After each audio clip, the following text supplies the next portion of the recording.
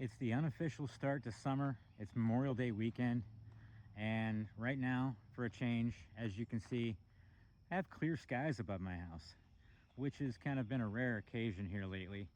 And unfortunately, this afternoon, here in about the next 2-3 hours, we've got some more severe storms that are going to come through the area. So I'm outside while I can be. Today I'm going to be going over my different skateboard setups for you. I know a lot of people have been asking here lately if they're getting back into skateboarding after 10, 15, 20 years, or if you're new to it, what kind of skateboard should I get if I'm just now starting?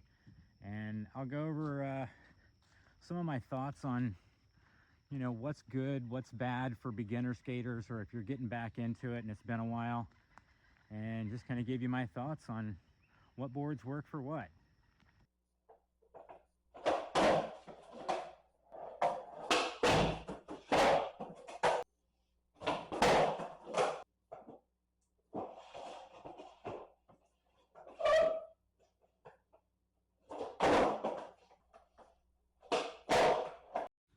Once again, happy Memorial Day weekend. I hope you're having fun with friends and family this weekend and staying safe. Now, for today's episode, I'm going to share with you, I've got 5 different boards here that I skate on a regular basis, all different sizes and shapes, and I use them for different reasons. So I wanted to kind of go over the different setups that I have and what they're for.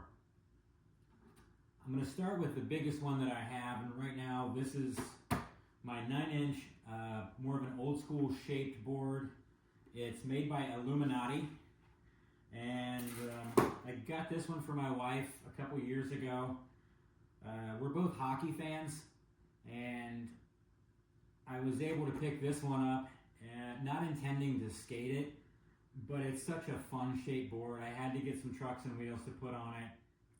So this 9-inch by, I think it's 34, it's a pretty long, big tail. I think it's like 7 inches. The nose, I think, is 6.5 inches. It's a pretty big board for today's standards. I skate slime ball wheels on this. These are slime ball cafes, and I believe these are 97As, 53 millimeter. And for the most part, I skate the same brand of bearings. It's called Keveni, Kveni, and they have some ceramic bearings that are really, really affordable. And that's all I've been skating for the past 3 years is these Keveni ceramics. These are in desperate need of being cleaned right now, but they still roll really well out on the concrete. So with this particular board, I usually use this more when I'm at parks or if I'm out cruising somewhere. It's big, it's got a lot of easy control. I keep the trucks on this one a lot looser than any of my other boards. The nut is, right at the end of the bolt, so they're pretty squishy. Even though I ride like medium hard bushings, it's still pretty soft on the ride. I like this one for the size because of the control that it has, like when I'm skating in a pool or a larger mini ramp. As you can see, I don't do a whole lot of stuff, like I don't do a lot of nose or tail slides on this. This isn't the board for that for me. It's too big for me to control on ledges and stuff a lot of times. So I like this as a cruiser board and to use it in the parks and stuff. For beginners, if you're looking for a big shaped board, go out and try it. If you like it, that's great. If not, you'll find the right one for you. As a kid, it was more of a shape like this that I skated with nose that was much smaller at the time. I learned how to kickflip on an old Mike Vallely Elephant, Pal Peralta. I think it was a 9-inch board. So this is about the same size of board that I was skating as a 12, 13, 14-year-old kid. And wow, have things changed since. Up next is, this is an 8.25. This is a graphic that someone made for me for my skateboard company, Geezer League Skateboarding. It's not a pro model, it's just got a bunch of narwhals on it because that was a graphic that I had on one of my shirts. So this is by Skate Array, and I'll put the link in the description. The grip tape is stuff that I printed myself. I always like clear grip tape. I like to see the wood and the graphics on the top of the board when I'm skating, so I typically try to get clear grip tape so I can see, you know, the wood grain here. And then I have a heat press printer that I can put whatever graphics I want on it. So here's my Rocket Girl that I put on when I got this board, and I had my youngest daughter do a tattoo of that just so you can see the likeness. So with this board, it's kind of an all-around board for me. Like I said, it's an 8.25, I think, by 32. Standard wheelbase, I think it's like 14 and a half, almost 15 inches. I put rails on this one because I like to keep the graphics in shape a little better on this particular one. For the wheels on this, typically I ride slime balls, Santa Cruz slime balls. That's what I rode when I was a kid. And when I got back into skating, I just started buying slime balls again, so that's typically what I ride. But based off of Neen Williams' suggestion for Satori Motion, I actually went and bought some Satori wheels. These are 53 millimeter 101A durometer, so they're pretty hard. They're super fast. They roll over just about anything. Considering how hard they are, they do go over small pebbles pretty well when you're at speed. I've recently found I really like Crux trucks for the way that they grind, the way that they turn. They just have a good feel to me. As a kid, I rode Thunder and Venture a lot, and I started, when I got back into skating, I was skating Thunder trucks for a while, but I found that I really like Crux trucks. Again, I've got the Caveni ceramics in these, and these need to be cleaned, but they're still rolling pretty well.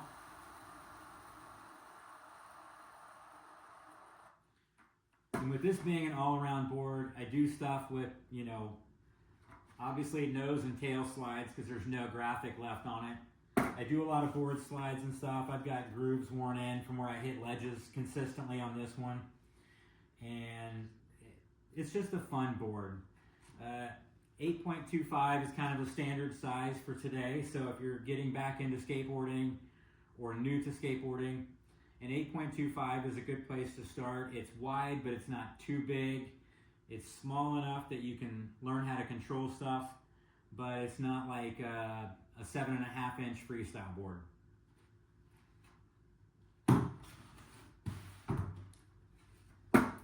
Also, an 8.25, you know, popsicle shape board, pretty much good for anything. Street skating, park, vert, you name it. You're going to be doing, you know, what was on my hand. You're going to be able to use an 8.25 like this for just about any kind of skating you want to do.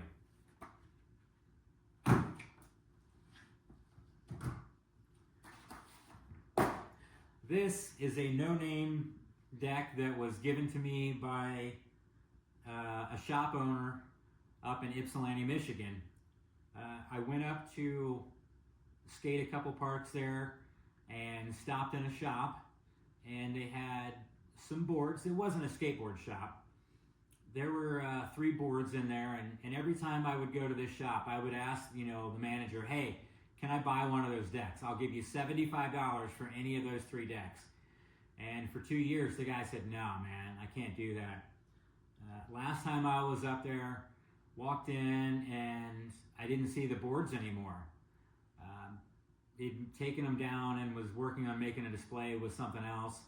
And I inquired about them and still asked, you know, can I buy one of those decks if they're still around? And, you know, the guy looked at me and says, you know, I can't. So I was kind of disappointed, but quite literally, as I was walking out of the door, he stopped me and he said, hey, which one of those 3 skateboards do you think is the coolest one? And you can't see the graphic anymore, but it said Glorious Cannabis Company on it. and I really liked it. So he gave it to me as I was walking out. I've since started skating it just because I wanted a new deck to ride recently, and I didn't want to have to buy any because I have so many boards lying around. Some of them I've never skated. So I just picked one up off the wall, and this is an 8-inch, so it's slightly smaller than this, but not much. It's still a similar shape, popsicle shape. But like I said, it's an this is an 8. Like I said, this is an 8-inch deck, and again, I've got Crux trucks on this one, and these are Santa Cruz Slime Balls minis, and the Keveni ceramic bearings again in these. One of the reasons I really liked this particular set of Crux trucks is you'll notice the bolt is in upside down, so I don't have a bolt sticking up. If I tighten them down, nothing's sticking out to get in the way of the truck. These are quite fun trucks, and I haven't quite got these broke in yet, still kind of new. But for the 8-inch board for me, it's a lot easier to do flip tricks on a smaller board. As I get older, I don't have quite the power that I had in my legs, so I don't pop as hard, I don't jump as high. So having a smaller board makes a difference for being able to continue to do kick flips for me, heel flips, and all those things.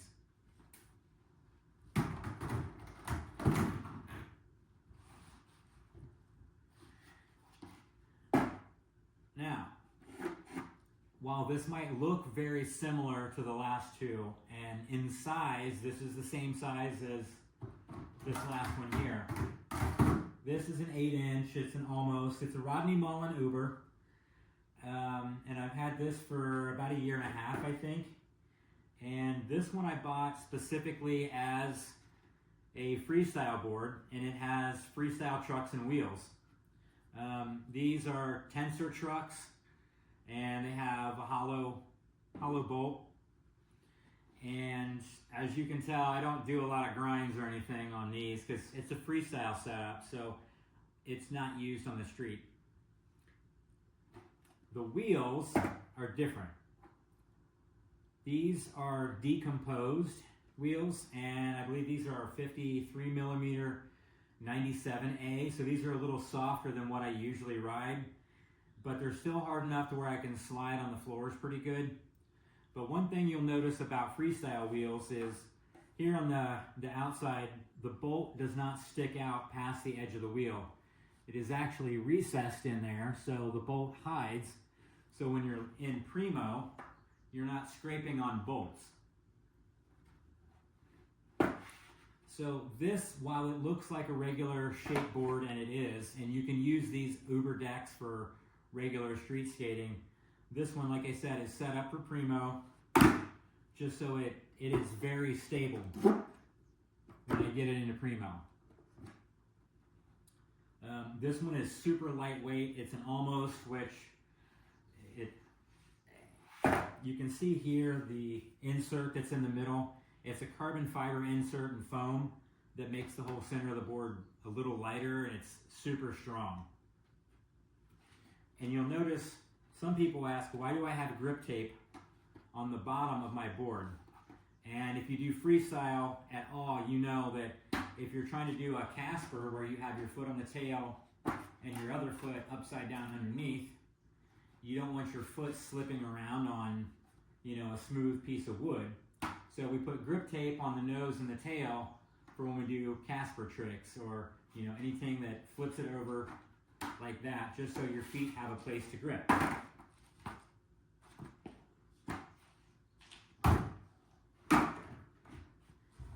And lastly, this board I'm going to show you today is my Waltz Utafuji freestyle board.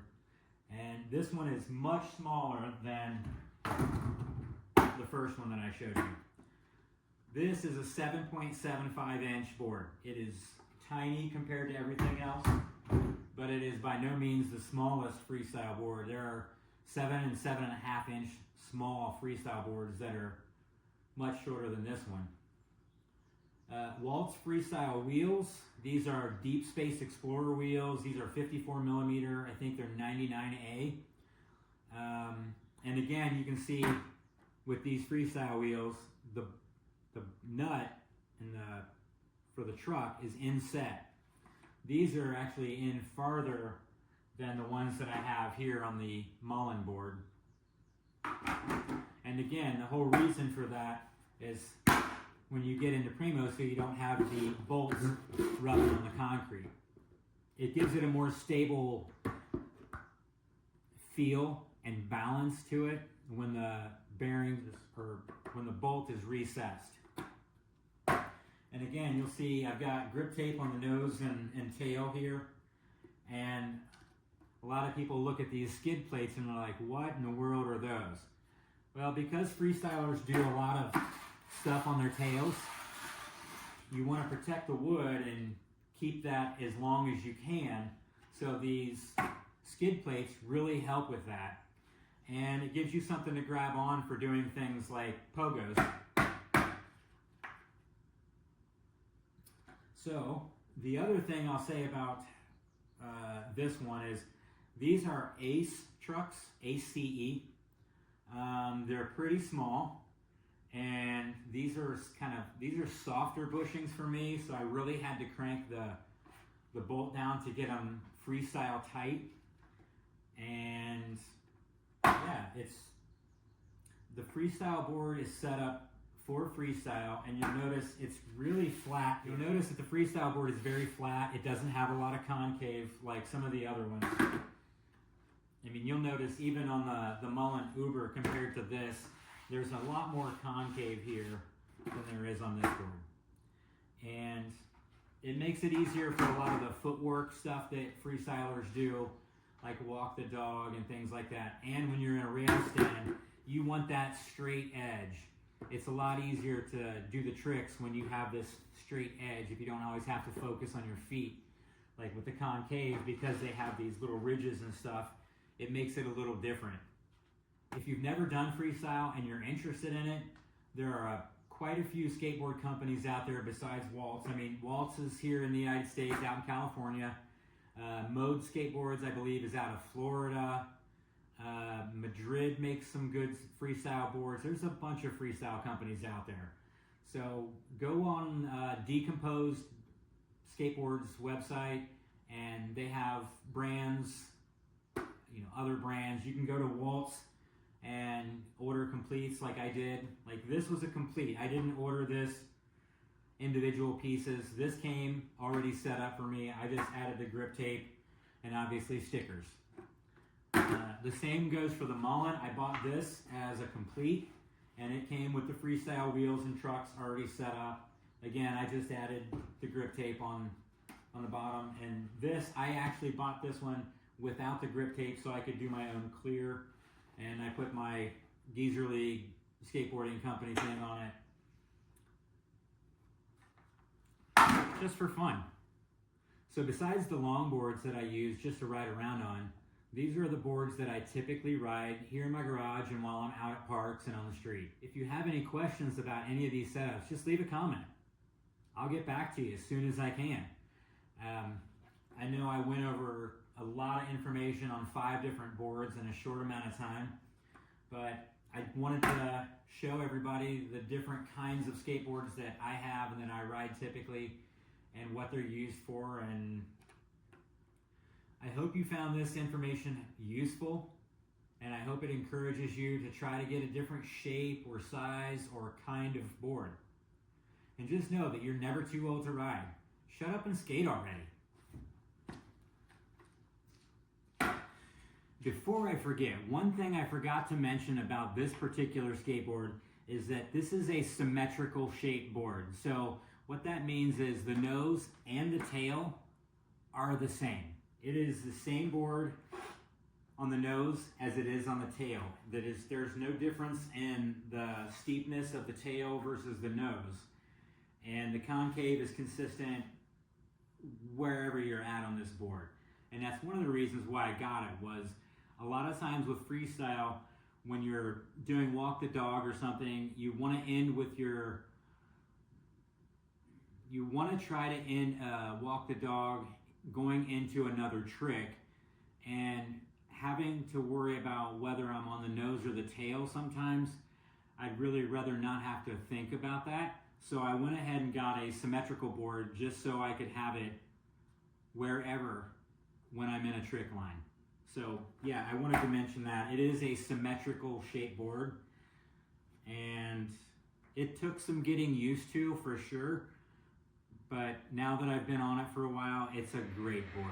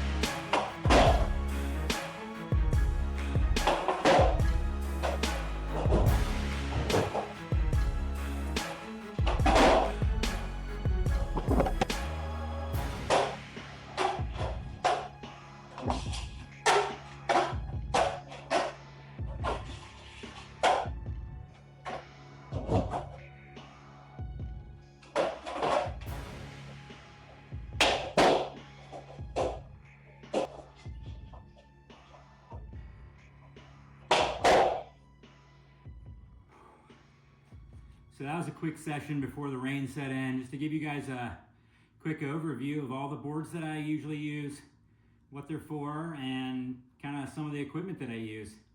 I hope you found this information useful, and I hope you're